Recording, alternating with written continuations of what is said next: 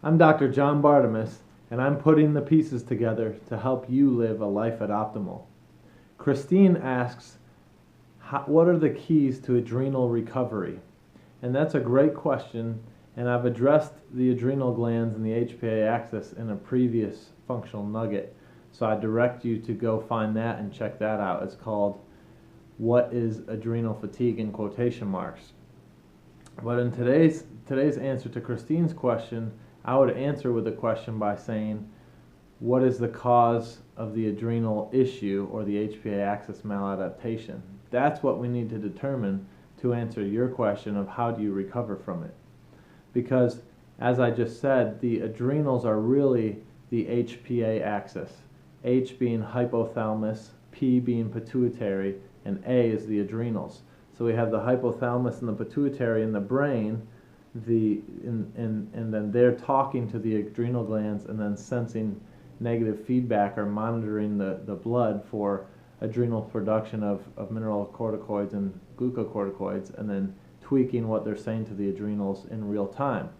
So if you have a true adrenal problem, then you're probably going to have issues with total cortisol output, and that could be due to 21-hydroxylase antibodies or autoimmunity against your adrenal gland.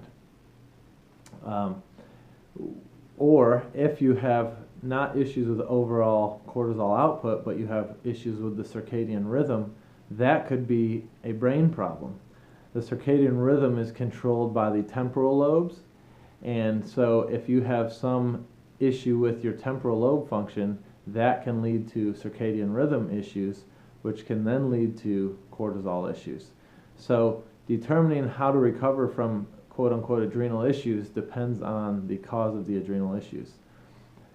Then we have to extrapolate it out further and say, okay, if we have an adrenal primary issue or we have a circadian rhythm temporal lobe issue, then what are the causes, the next layer causes there? What is impacting the temporal lobe? Why is it dysfunctional? Or the hippocampus, or the pituitary, or the hypothalamus? Or what is causing the adrenal gland to be dysfunctional if it's not antibodies or autoimmune disease? What's going on with blood sugar? What are the life stressors?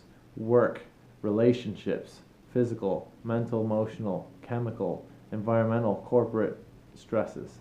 So those are all things that we have to look at. What are the sex hormones doing?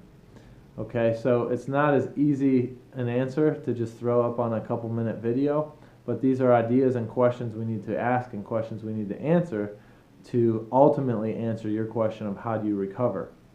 So the summary statement would be, we need to do an inventory of stress and determine, okay, where are the main stressors in my life, and address those. You want to check sleep, and is your sleep hygiene good? Address that. You need to test the HPA-axis and determine, is it a cortisol output problem and or a circadian rhythm problem, and that tells you if it's more glandular and or brain derived.